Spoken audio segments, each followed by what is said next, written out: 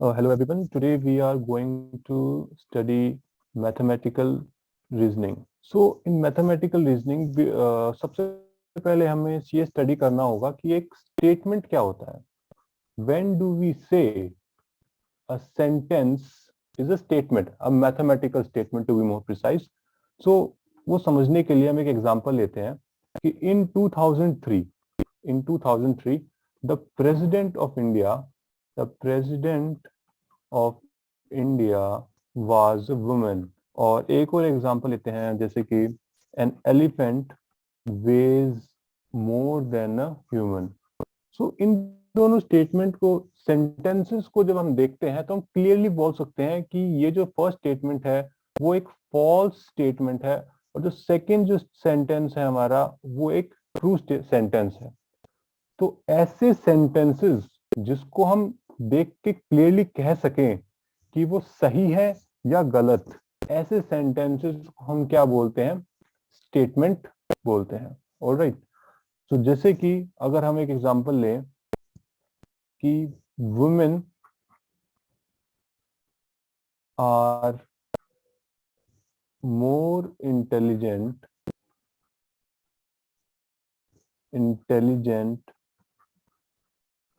Then man. सो इस case में अगर इस सेंटेंस को देखा जाए तो कुछ लोग हो सकता है इससे एग्री करें, कुछ लोगों के हिसाब से ये सेंटेंस ट्रू हो सकता है, कुछ लोगों के हिसाब से फॉल्स हो सकता है, सबकी अपनी अपनी ओपिनियन हो सकती है. सो इस तरह के सेंटेंसेस को हम स्टेटमेंट नहीं कहेंगे.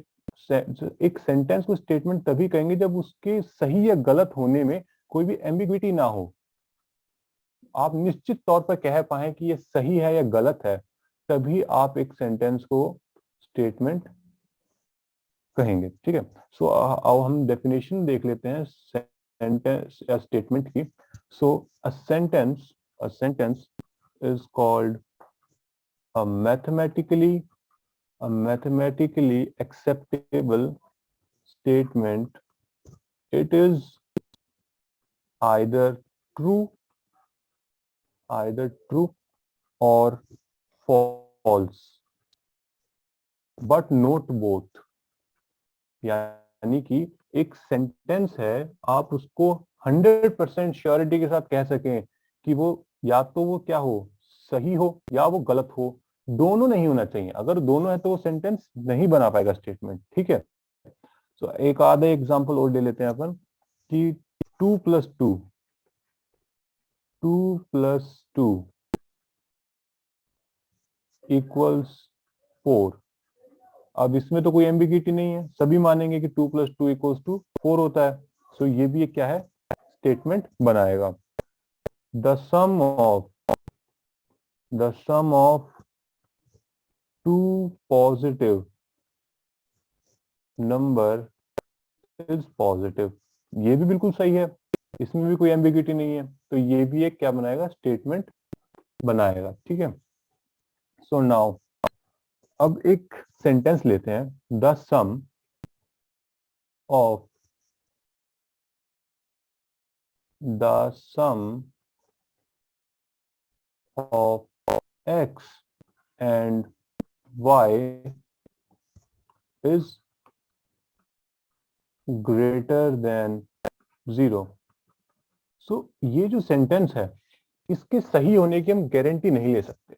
क्यों नहीं ले सकते? क्योंकि अगर हम x इक्वल टू 1 ले लें और y इक्वल टू -3 ले लें, ऐसे केस में 1 और -3 को ऐड करने पे हमें क्या मिलेगा, -2, जो कि लेस देन 0 है. सो इस केस में ये हमारा स्टेटमेंट क्या हो गया, गलत हो गया. बट अगर हम x इक्वल टू 1 ले लें और y इक्वल टू 0 ले लें, सो इस केस में हमारा सम क्या आएगा, 1 आएगा, जो कि क्या है, ग्रेटर देन 0. तो इस केस में हमारा स्टेटमेंट क्या हो गया, सही हो गया. सो ये स्टेटमेंट कौन सी कैटेगरी में जा रहा है कि ये ट्रू भी है कुछ केसेस के लिए और फॉल्स भी है कुछ केसेस के लिए. सो ये जो हमारा सेंटेंस है ये स्टेटमेंट नहीं बनाएगा. बट ये स्टेटमेंट बना सकता है, सेंटेंस स्टेटमेंट बना सकता है. कब? अगर इसमें थोड़ी और डिटेल्स ऐड कर दें, जैसे कि for any natural number x and y, the sum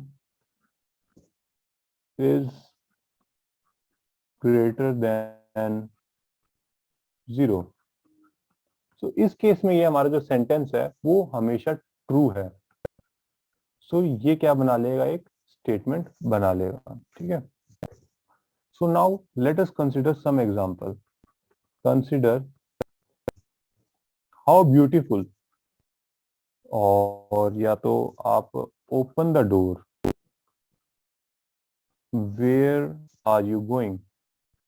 सो इस तरह के जो सेंटेंसेस हैं, क्या वो स्टेटमेंट बनाएंगे? ये जो एग्जांपल्स आपने देखे, क्या ये सेंटेंस बनाएंगे? नहीं, ये सेंटेंस नहीं बनाएंगे। क्यों नहीं बनाएंगे? कि सबसे पहली बात तो इस स्टेटमेंट सेंटेंस में क्या आ गया, एक एक्सक्लेमेशन मार्क आ गया।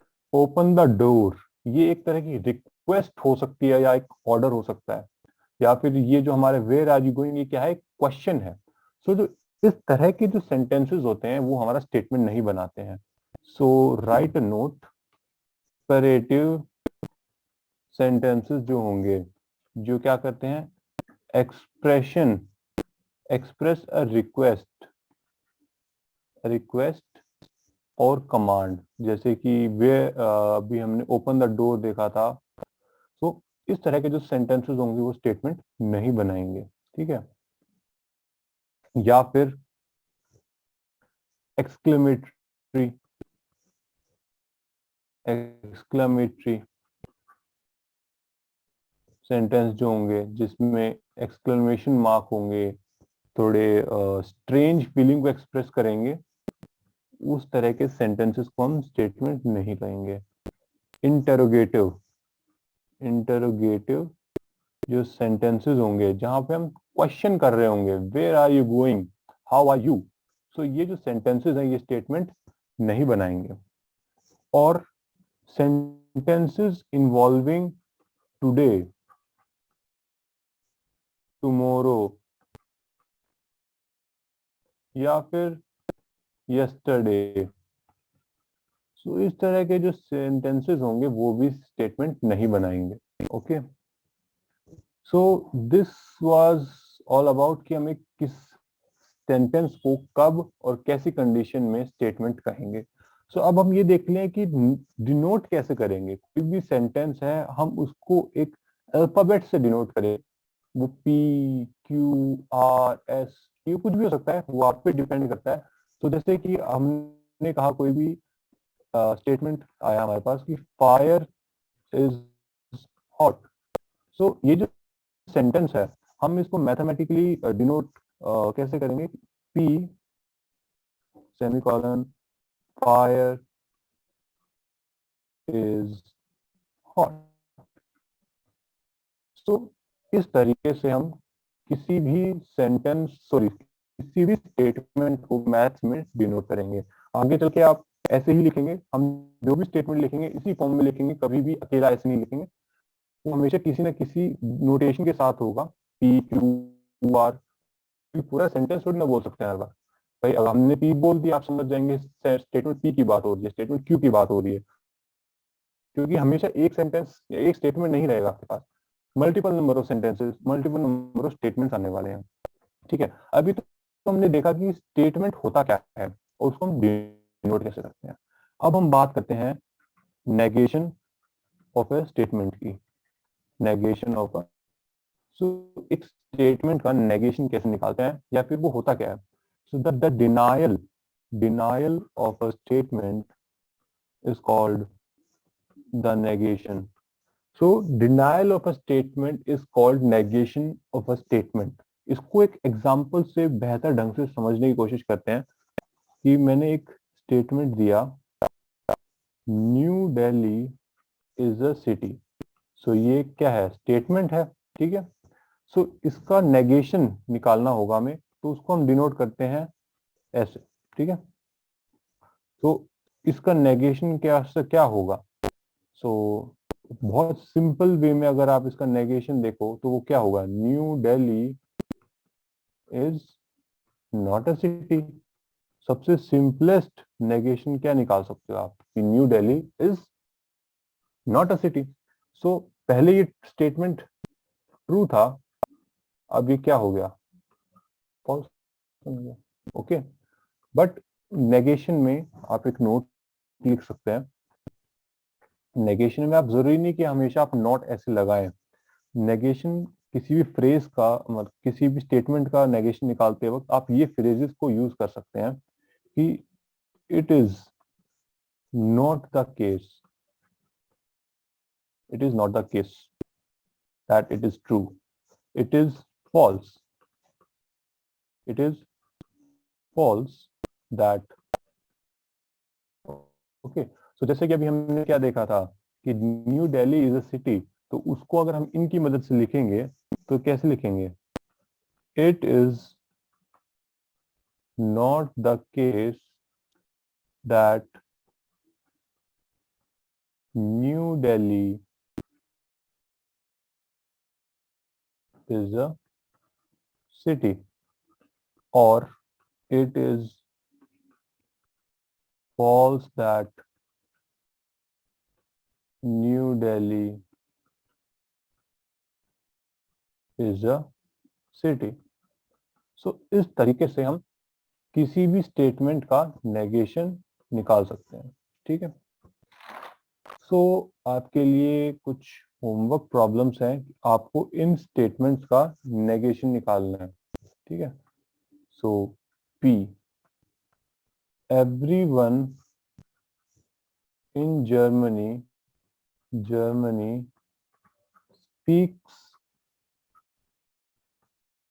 Speaks German, root 7 is rational. इन दो स्टेटमेंट्स का बहुत सिंपल है, आप आराम से निकाल सकते हैं। इन दो स्टेटमेंट्स का क्या करना है, आपको नेगेशन निकालना है। ठीक है, so let us move ahead to compound statements. Before we move to compound statements, let us quickly have a look over truth tables. What are truth tables and how do we make truth table for a statement or for a compound statement? Compound statement में बहुत काम आने वाले हैं truth table. So truth table होती क्या है? Truth table is simply that is a table which gives the truth values of a statement. यानी कि कोई भी स्टेटमेंट है उसके बारे में वो ट्रू या फॉल्स के बारे में बता रही होती है, ऐसी एक टेबल होती है। हम बनाते कैसे हैं, डेफिनेशन नहीं जाएंगे ट्रूथ टेबल के, हम डायरेक्टली ये देखते हैं कि बनाते कैसे हैं। जैसे कोई भी पी स्टेटमेंट है, तो उसकी अगर हमें ट्रूथ टेबल बनानी है तो कैसे बनाएंगे, ट्रू फॉल्स, क्योंकि कोई भी स्टेटमेंट है उसकी दो ही पॉसिबिलिटीज होती हैं, या तो वो ट्रू होगी या तो वो फॉल्स होगी। सो हमने ये ऐसे बना दिया सिंपल। और भाई हम कंपाउंड स्टेटमेंट्स की तरफ मूव करने वाले हैं। सो हमारे पास एक स्टेटमेंट तो रहेगा नहीं, हमारे पास मल्टीपल स्टेटमेंट्स आने वाले हैं। तो एन स्टेटमेंट्स होंगे, तो 2 to the power n रोज बनेंगे हमारे पास। ठीक है, सो इसको थोड़े बेहतर ढंग से समझते हैं। जैसे कि अगर हमारे पास अकेला स्टेटमेंट p था, तो यहाँ पे n इक्वल टू क्या आया, 1 आया। सो इस केस में 2 to the power 1 यानी कि 2 रोज बनेंगे।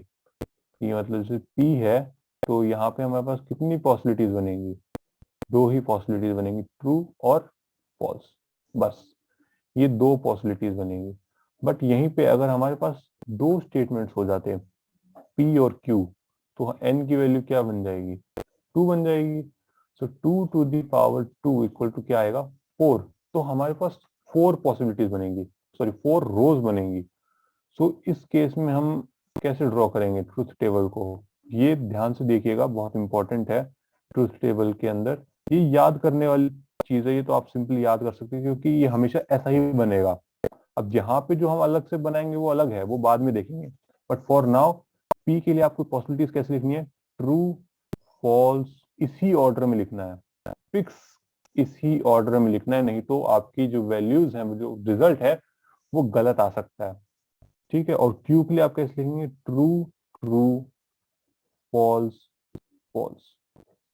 सिंपल है कि भाई पहले आपने क्या लिखा, true true true false true false, और क्यू के लिए क्या लिखा, ट्रू ट्रू फॉल्स फॉल्स। ठीक है, और यहीं पे अगर हमारे पास 2 से ज्यादा, जैसे कि पी क्यू आर, 3 स्टेटमेंट्स हो जाते तो n की वैल्यू क्या हो जाती, 3 हो जाती, और 2 to the power 3 equal to क्या होता, 8 होता। तो हमारे पास क्या बनती टेबल, इसमें हमारे पास टेबल क्या बनती, ठीक है। तो इस केस में 8 पॉसिबिलिटीज बनेंगी, तो true, false, true, false, true, false, true, false, ठीक है। क्यू के लिए सेम रहेगा, नया क्या है इसमें, हम आर के लिए कैसे बनाते हैं, ठीक है। तो ये यहाँ पे फॉलो हो जाएगा ऐसे, इस तरीके से, ठीक है। और आर के लिए कैसे बनाओगे, आर के लिए कैसे बनाओगे, 4 बार ट्रू और 4 बार फॉल्स, ठीक है। और सिमिलरली अगर आप 4 स्टेटमेंट्स ले लेते हैं तो ये क्या हो जाएगा, 16 हो जाएगा। तो यहाँ पे एक नया एस जुड़ जाएगा, एक और स्टेटमेंट। तो उसके लिए आप क्या करोगे, ट्रू कितनी बार आएगा, 8 बार आएगा, और फॉल्स कितनी बार आएगा, 8 बार, मतलब एक साथ 8 बार ट्रू, एक साथ 8 बार फॉल्स। सो ये तो हो गया हमारे ट्रुथ टेबल बनाने का तरीका, ठीक है। सो अब हम देखते हैं कि जो हमने नेगेशन पढ़ा था अभी, नेगेशन पढ़ा था, तो उसकी ट्रुथ टेबल कैसे बनेगी। सो कोई भी स्टेटमेंट है, सपोज पी ले लेते हैं एक बार, √3 इज अ रैशनल, ठीक है। जो अभी हमने आपको होमवर्क प्रॉब्लम दिया था वही है ये, √3 is a rational. So P जो है अपना, इस केस में तो जैसे हमारे को पता है कि ये फॉल्स स्टेटमेंट है, बट यूजुअली अगर अपन नहीं पता है कि पी स्टेटमेंट क्या है, हमें बस पी पता है एक स्टेटमेंट है, उसकी एग्जैक्ट हमें नहीं पता है ट्रूथ वैल्यूज क्या है। सो ट्रू और फॉल्स, सो ऐसे केस में अगर हम पी का नेगेशन निकालना चाहेंगे, सो हम नेगेशन ऑफ पी निकालना चाहेंगे तो क्या बनेगा, √3 इज नॉट अ रैशनल, ठीक है। सो अभी अगर आप पी को देखें तो पी क्या है, एक फॉल्स स्टेटमेंट है, और और ये नेगेशन ऑफ पी क्या है, एक ट्रू स्टेटमेंट है। तो आपने क्या देखा, नेगेशन कर क्या रहा है, एक फॉल्स स्टेटमेंट को ट्रू में कन्वर्ट कर रहा है, और अगर वो ट्रू स्टेटमेंट होता तो वो क्या करता, उसको फॉल्स में कन्वर्ट कर देता, ठीक है। तो यहाँ पे ट्रू स्टेटमेंट क्या बन जाएगा, फॉल्स बन जाएगा, और फॉल्स स्टेटमेंट जो था अपना वो क्या बन जाएगा, ट्रू बन जाएगा, ठीक है। सो ये तो हो गई अपने नेगेशन की बात। अब हम देखते हैं कंपाउंड स्टेटमेंट्स क्या होते हैं। कंपाउंड स्टेटमेंट, कंपाउंड स्टेटमेंट का क्या मतलब है कि एक ऐसी स्टेटमेंट जो दो या दो से ज्यादा स्टेटमेंट से मिलकर बनी हो। A statement, a statement which is made up of, made up of two or more statements. For example, all rationals are real and all real number are complex, ठीक है। सो ये जो स्टेटमेंट है, ये कंपाउंड स्टेटमेंट का example है। कैसे, इसमें देखो, एक ऑल रैशनल्स आर रियल और ऑल रियल आर कॉम्प्लेक्स। ये जो स्टेटमेंट है हमारी दो स्टेटमेंट से मिलकर बना है, जो कि क्या क्या है, all rationals are real, all real number are complex. तो इन दो स्टेटमेंट से मिलकर बना है स्टेटमेंट, और ये मिला कैसे, एक कनेक्टिंग वर्ड की मदद से, एंड। ये हमारा एंड क्या है, कनेक्टिंग वर्ड, ठीक है, कनेक्टिंग वर्ड है, इसकी मदद से ये हमारा क्या है, नया स्टेटमेंट बना है।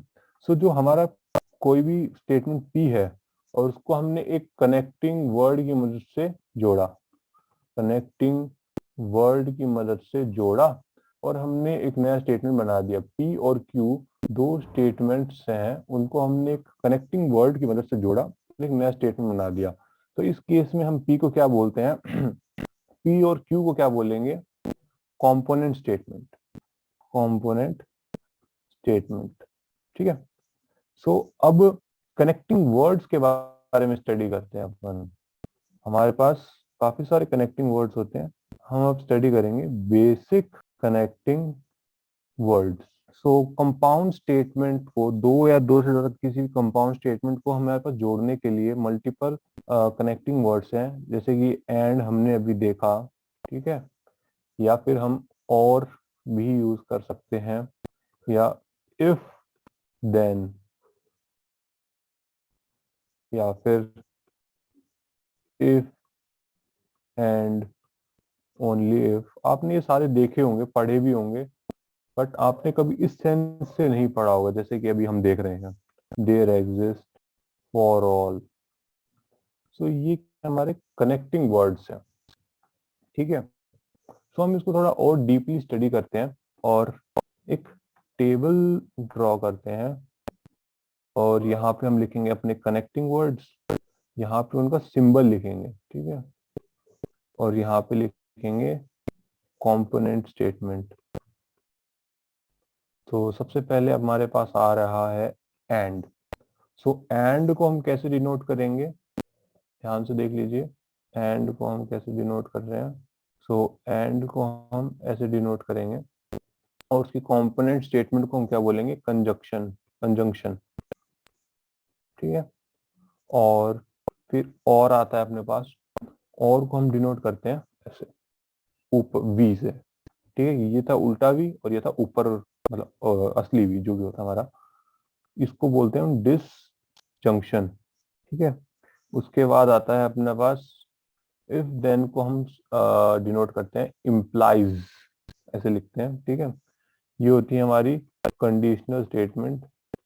और इफ एंड ओनली इफ, इसको हम डिनोट करते हैं डबल साइडेड एरो से, और इसको हम बोलते हैं biconditional, biconditional statement. So हमने क्या क्या देख लिए? अभी हमने कंपाउंड स्टेटमेंट स्टडी किया, और हमने देखा कि कंपाउंड स्टेटमेंट जो है हमारा, वो कनेक्टिंग वर्ड्स की मदद से जुड़ा हुआ है, और ये है हमारे बेसिक कनेक्टिंग वर्ड्स, एंड, और, इफ देन और इफ एंड ओनली इफ। और इसको हम डिनोट कैसे कर रहे हैं? एंड को उल्टा वी बना के डिनोट करते हैं, जिसको हम बोलते हैं कंजंक्शन। और को वी से डिनोट कर रहे हैं, एग्जैक्ट वी नहीं होता but a sort of V, disjunction. और इफ देन को हम डिनोट करते हैं लॉन्ग राइट एरो से, कंडीशनल स्टेटमेंट। और इफ एंड ओनली इफ, ये आई एफ एफ मतलब है इफ एंड ओनली इफ, ये इसको डिनोट करते हैं हम डबल साइड एरो से, और इसको हम बोलते हैं बाई कंडीशनल स्टेटमेंट। ठीक है। सो अब हम वन बाय वन हर एक कनेक्टिंग वर्ड को ढंग से स्टडी करेंगे। सबसे पहले हमारे पास आता है एंड। ठीक है। एंड के लिए हम एक एग्जांपल लेते हैं कि एक स्टेटमेंट है 42 इज डिविजिबल बाय 5, 6 एंड 7। ठीक है। तो ये एक एग्जांपल है जहां पे हमने कनेक्टिंग वर्ड एंड यूज किया है। थोड़ा एंड आपको दिख गया होगा, लेकिन समझ नहीं रहा हो कैसे चल कैसे रहा है इसके अंदर। सो ये जो हमारा स्टेटमेंट है, ये हमारा मल्टीपल कंपोनेंट स्टेटमेंट से बन के बना है। सो इसके अंदर क्या क्या स्टेटमेंट छुपे हुए हैं देखते हैं, चलो। सबसे पहला आ रहा है Q, 42 इज डिविजिबल बाय 5। ठीक है। फिर आ रहा है 42 is divisible by 6, and S आ रहा है 42 इज डिविजिबल बाय 7। सो इसके कंपोनेंट स्टेटमेंट्स क्या है? ये तीन कंपोनेंट स्टेटमेंट है, और ये तीन कंपोनेंट स्टेटमेंट्स को यूज करके बना है। So this was an example of and इसको हम ज्यादा डिटेल में नेक्स्ट क्लास में स्टडी करेंगे। थैंक